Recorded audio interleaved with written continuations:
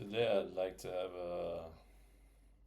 a discussion or channel my thoughts on the topic of pro life versus pro choice.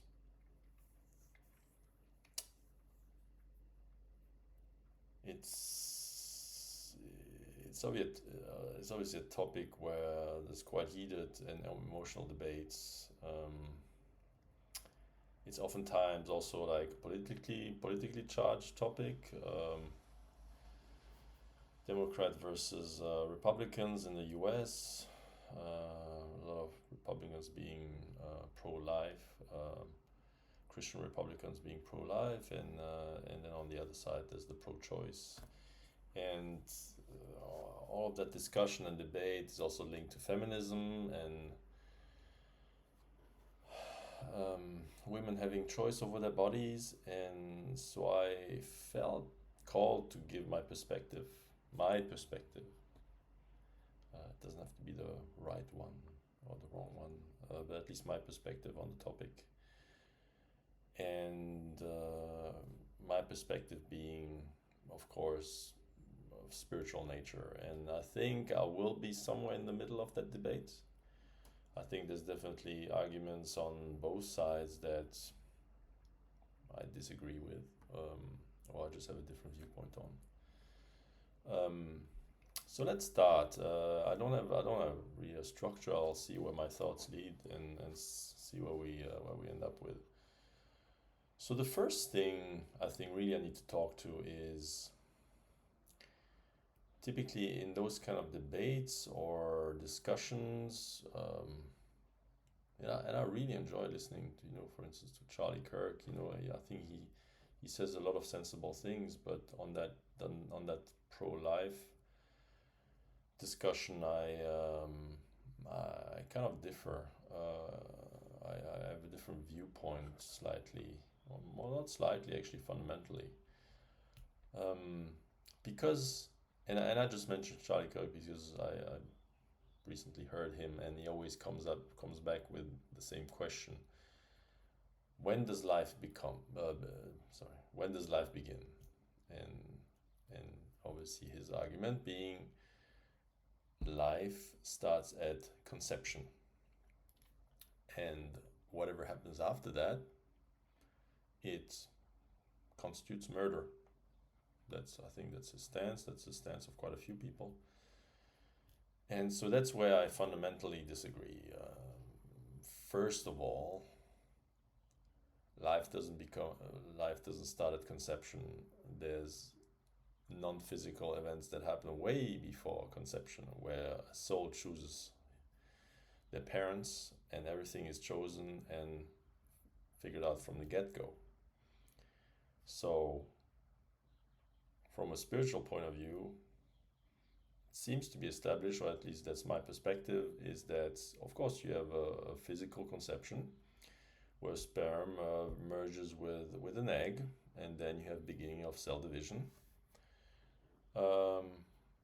But my perspective, or how I understand it, is that the soul can decide to incarnate at any stage. So it's not necessarily at conception, it can be later on, where the soul then suddenly inhabits the embryo. So that's an important aspect of my belief, is that it's not something biological, it's something spiritual, which means that it's not a one size fits all.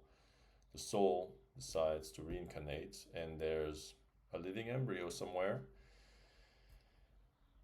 and the soul chose to reincarnate as the child of these parents, and that soul will choose to come in at any stage. Not necessarily at late stages. I'm not saying that that happens after months and months after conception, but it's not necessarily at conception. The soul may come in later. So that's the first thing. So that argument, that black and white, it doesn't apply to me whatsoever.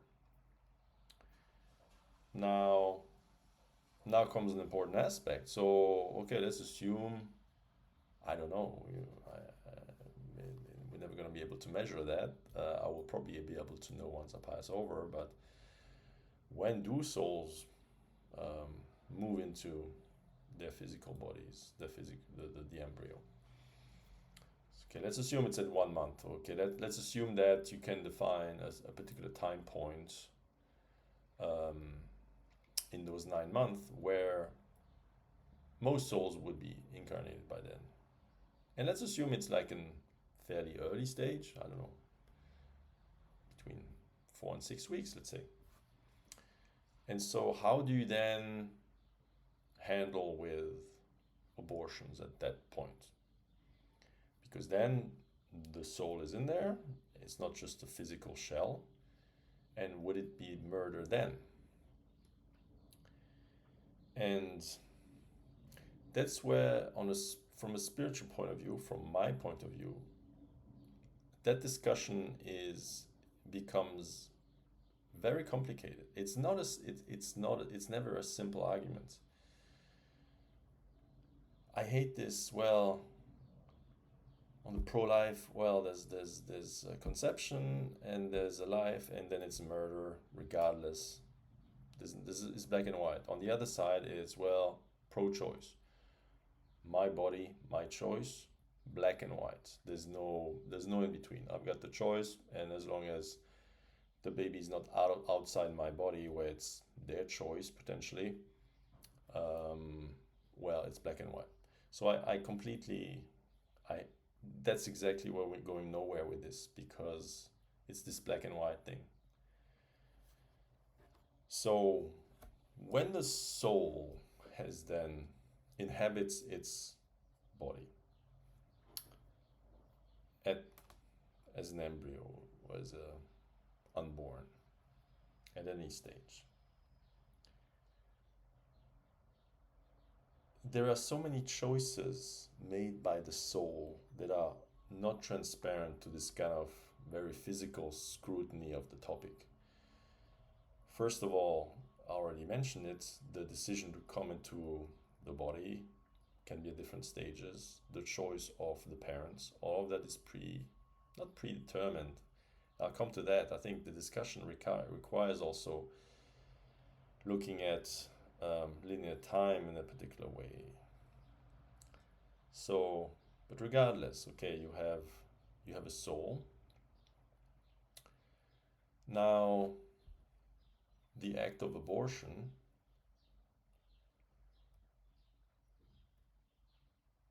and that's a hard one. The act of abortion could also have been part of the plan from the get-go. There are souls.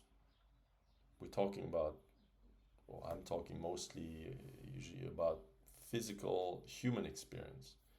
But there are souls that reincarnate in all types of experiences, not necessarily human.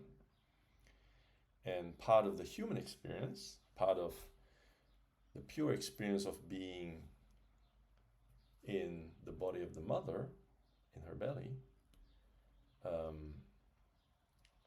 that in itself could be the only experience that soul sought to have.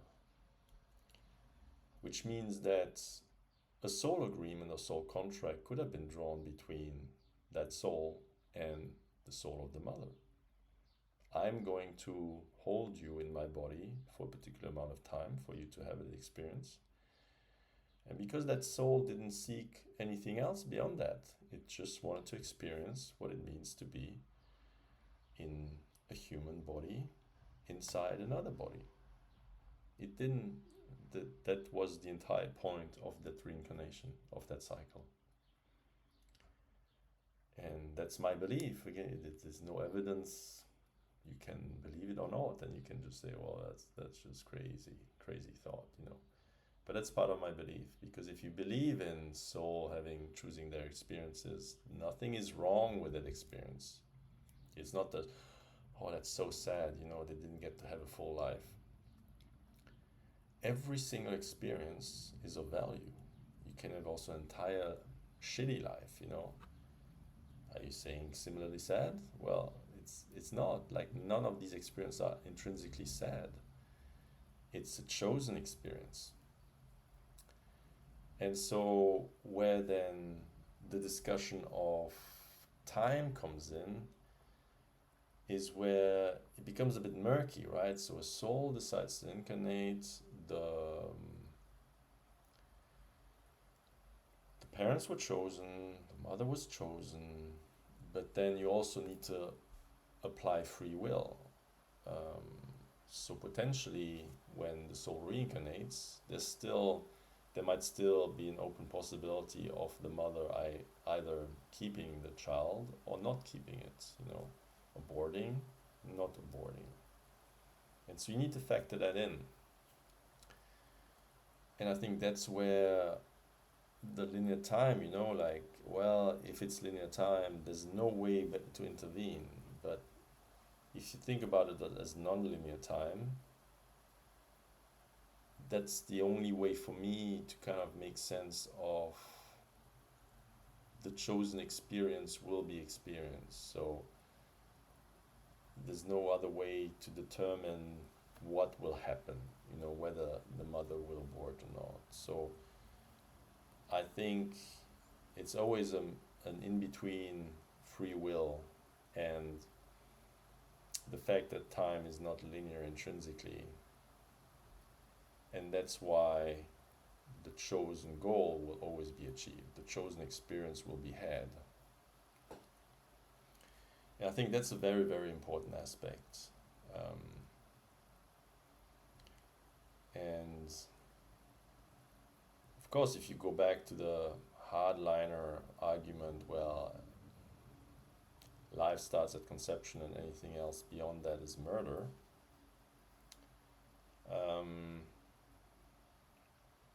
There is, of course, like any type of killing or murder. I think even in adult life, I think death in general is to a large extent predetermined. As a soul, you have predetermined exactly how it's going to happen, when it's going to happen, whether you want to have a full life or whether you don't want that, whether you want to have a particular experience that stops early or not. All of that is to some extent predetermined. There are soul contracts and there are people, humans, that help you fulfill that experience and or contract. Of course, I still embed free will. There's still free will, but somehow that free will is part of. It's already known. Everyone comes in with a predetermined set of characteristics, of character, of circumstances, and so free will is always there. And obviously then there's also the complicating idea of multiverse, and that every single iteration or every single alteration or modification of whatever outcome is accomplished as well. But so I want to remove that emotional sides of committing murder, of doing something bad to a being. I think to some extent it's impossible to do.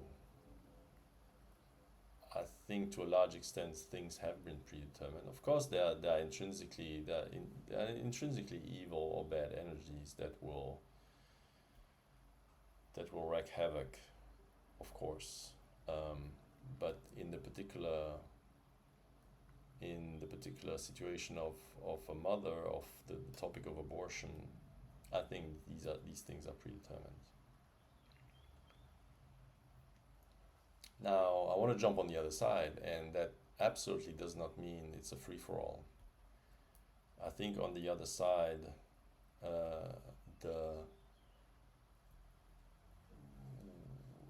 it's a complete trivialization of the sexual act.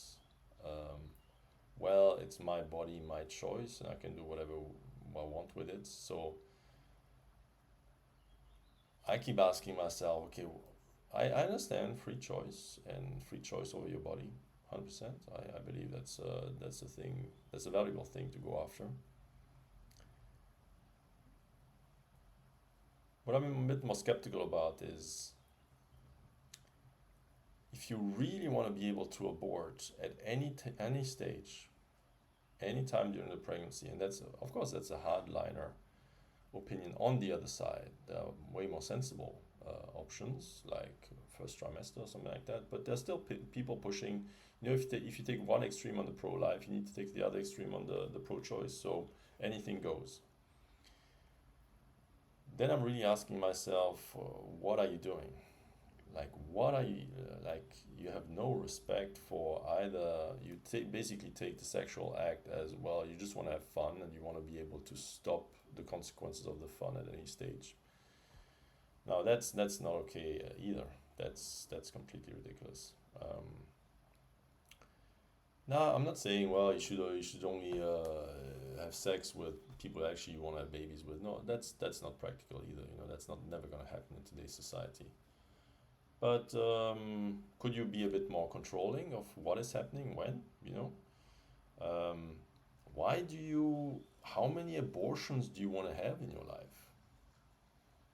Like, um, you hear people, women, and again, I'm talking about the extreme. I'm not talking. This is probably not mainstream whatsoever. But women that are very proud of being able to say, well, I already had 20 or 30 abortions, you know, and I really want to have the right to have more. Now, this as the other extreme, this is ridiculous. Like this is you don't understand. From my point of view, this is obviously your experience, and you chose to have the experience, and that's from that point of view, there's nothing wrong, absolutely. But if we want to have a discussion here on the physical uh, plane and discuss what, from a societal point of view, is worthwhile pursuing, I mean that goes the completely wrong way. There needs to be a bit more respect about, well, at the end of the day, it's the divine union between masculine and feminine. And biologically, this is translated into being able to have children. And so, if we really say abortion is a free for all, that is disrespectful to a large extent to what we are here for as humans, as souls being incarnated in human bodies. The energetic interactions between male and female. That's oh yeah, well there's a consequence to that, and then well because we just wanna be able to have energetic relationships like we wish, very ephemerally, you know, just passing. Oh yeah, now I'm pregnant. Okay, well I need to abort. Um, so so that's why my opinion is in the middle. I That pro-life completely disregards anything spiritual, although it seems to be the very Christian point of view. I think Christianity is, spiritually speaking, just a pointer towards a higher truth. You have to go a bit deeper and dig into that truth. And then suddenly your life, what is life? I mean, you also kind of recognize, if you say, well, life starts in conception, then you link life to a body. Well, then what are the teaching of Jesus? The teaching of Jesus is basically you are immortal because you're a soul and you're not physically bound. So how can you say that life starts in conception? You don't believe in the afterlife, which is basically what Jesus came here to teach. So that doesn't fit. And on the other side, it doesn't fit either. And in the middle, there's this sweet spot of respecting first of all the divine union between masculine and feminine. First of all, once you clear that one up, you're not going to have casual sex all the time, and so the likelihood to need an abortion in the first place is going to reduce drastically. And that's what's intrinsically wrong with today's society, you know, that hooking up culture. If that culture would be changed, and you would have more men and more women aiming towards their divine evolution, you would have minimal need for any types of abortion. And I haven't said it yet, but to me, obviously, any type of rape, incest, or non-consensual sex and or medically required abortion, that's a no-brainer. That's a no-brainer. I think the argument of the pro-life, well, even if you have rape, life starts in conception, and if you take an ultrasound, you can't tell the difference between an unborn baby, or you wouldn't be able to see on an ultrasound the origin of that life. Well, no, of course you can't, but that lack of emotional maturity, like, do you have, I'm an empath, so I can kind of feel into any kind of emotion. I can project myself into that situation. Having the consequence of rape grow inside your body, where you have this emotional trauma already, so you have this kind of emotional scar that will take a long time for you to heal. Most likely will be healed through a spiritual mindset, because that can transcend that. But on top of that, like, this is unspeakable. This is unspeakable trauma to the mother if she had to keep that child. And I can't even imagine what type of soul contract would have written up between the rapist, the woman, and the unborn. I mean, that's a hard one. These would be very evolved souls that even choose to have that type of explosive experience. And well, I'm not saying the woman has to abort, but 100% has to have the choice to do so. 100%. It could be, it doesn't have to be. It could be that the child will be actually what heals her, but not necessarily. And so it should be entirely the choice of the mother to do so, of the woman.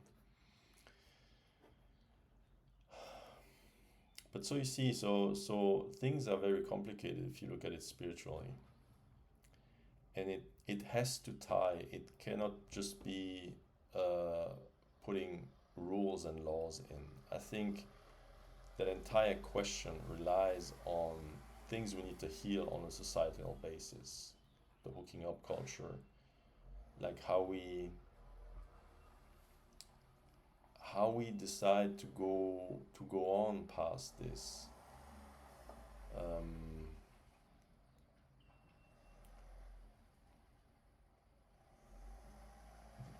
We need to evolve, and it's on both sides. Both the masculine and the feminine have to reach for the divine evolution. It's still very much the society of the flesh, like ever since contraception. And contraception again it's great for women's choice, but it allowed that kind of careless energetic exchange. It's like, oh well, now we don't have to actually think about what it means, and that's the wrong road to go down. So this entire question of pro-life, pro-choice, for me, is fully embedded within other questions, and there's no way to look at it in isolation. It's all part of the same thing. It's part of energetic life. It's part of your soul evolution. It's part of all of this. And so that's how we need to approach it. So the question is, well, how do you go about, if, for instance, you want a societal change, to reframe a bit what divine union or divine sex would be. Do you enforce like a pro-life thing so that you fakely eliminate like abortions, or you force them to leave or something like that? You make it harder, and that's how you force people to think more, or do you just go pro-choice? It's your choice, but we encourage you to think about these things. I don't know what the best way is. Um, Again, there's no doubt that if it's non-consensual, that there needs to be things that should be agreed upon by both camps, and that should be a given. The rest, I wish it would be a more constructive discussion, to be honest, where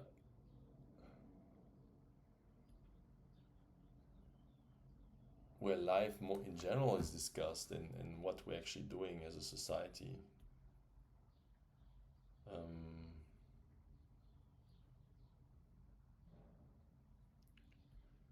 Embedded in that question is also the entire movement of feminism, I think. That really strong push towards having always choice to do whatever you want. And that's obviously rooted in this patriarchy, which was, well, that's in an energetic phase that's slowly moving out, but we need to pay attention and not just throw everything out, not from going from one extreme to the other extreme. Um, the divine feminine is something sacred. It's what gives life. There's no other way to say it. I mean, these all sounds pompous and spiritual little soapbox, and you're talking about these things, but this is what it is. Like, without the female body, there's no life. There's no human life. There's nothing. Is it revered and treated as such? Absolutely not. But it's not treated or revered as such by both sides most of the time. I'm not talking about people actually far evolved, and there's a lot of them. And I think we're growing momentum, but it's not revered by the masculines, and it's not revered by a lot of feminists. I want to have the choice, and it's a very low energy type of thing where, I just want to have fun with my body. That's not divine feminine. That's far from it. And same thing from the masculines. Don't want to criticize anybody here. I'm just giving my opinion, and of course I'm passionate about my opinion because it reflects my beliefs, and I don't have problems with passion on any side. Like, you're a strong believer in your thing, and that's your right, absolute right, and it's your right to defend it. And I'm here to just give an opinion that I've never heard so far. I don't know. Maybe there are a few people that talk about it. I haven't heard it. But the spiritual side of all these things, well, the people that talk about soul contracts and these things, and soul and like the incarnation of the soul, that it's not immediate. I don't hear all these arguments, and it's a completely valid argument, and it's an argument that actually Christians should have for a long time if they actually follow the cues of whatever teachings they follow, apparently. And it would be an argument that the other side should also embrace if they would stop for a minute and develop themselves a little bit on a spiritual side, and not just bash everyone for their liberty and everything goes, and there's no respect for any aspects of divine energetic life. And so I'm not sure if my opinion is in the middle. I wouldn't call it in the middle. It's actually on a different plane entirely. And I'm looking at these arguments, and there's sometimes frustration. I need to admit, sometimes I let most of things go. I'm good at letting go of expectation and things like that. But this endless confrontation of the same arguments um, it can be frustrating because it doesn't have to be like that. And but again, I don't want to enforce my opinion on or beliefs on anybody. But that's how I see it. That's how I see it. And so, as parting words, I would just say to the pro-life side, well, you need to work on your compassion, on your empathy, which you would argue, so of course you'd say, well, we are extremely we are extreme empathetical, especially towards the unborn life. But the entire argument of the soul is being dismissed there, and so there needs to be a bit more empathy and more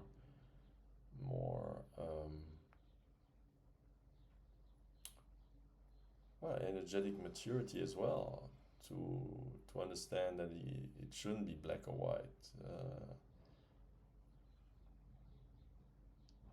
Women should have rights based on what they go through. They host life. They have an emotional depth that's bigger than most men. And when that depth is, or that kind of extreme divinity is disrespected or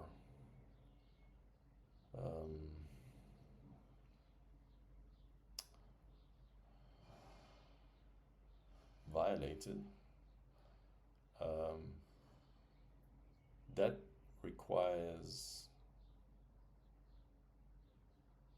requires reverence, and that needs to be respected, and that energetic violation needs to be healed in any way, shape, or form that the feminine sees appropriate. And on the other side, on the pro-choice side,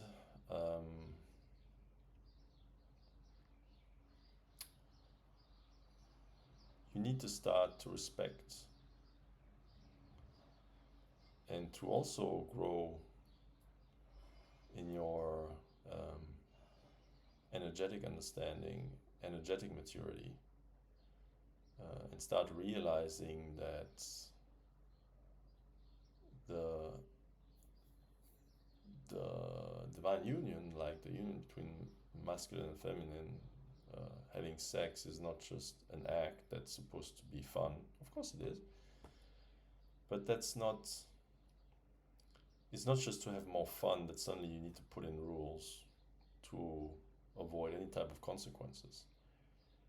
Because it's like usual, if society doesn't have rules and there's no laws in place, well, it's gonna be abused. Any type of thing is abused if there's no law, and more importantly, no societal, I wouldn't say guidelines, but societal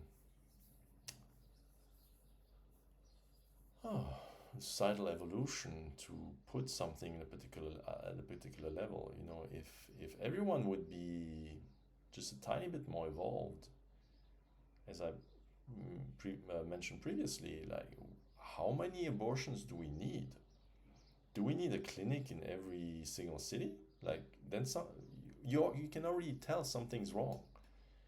If you need to have like abortion capabilities for I don't know how many per day in a particular country, something is going horribly wrong with society, 100%.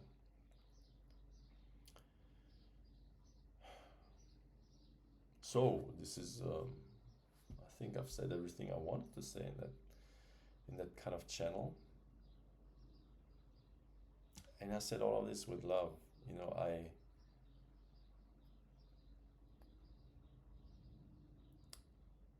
I sometimes catch myself wanting to make other people feel what I felt or what I'm feeling, what I learned, And I know it's impossible. You cannot teach these things. Everyone has to find them out for themselves. There's no other way. So, but sometimes I catch myself, oh, I wish I could just. But then, no, that's not the point. I should never enforce anything on anybody. That's not how it's gonna be learned. They needs to be learned through life, through love.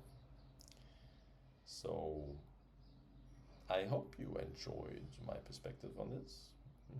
Feel free to leave comments if you feel called to do so. If you disagree, agree with me. I always like to be checked, you know. I don't have a lot of people that I can check myself with, but happy to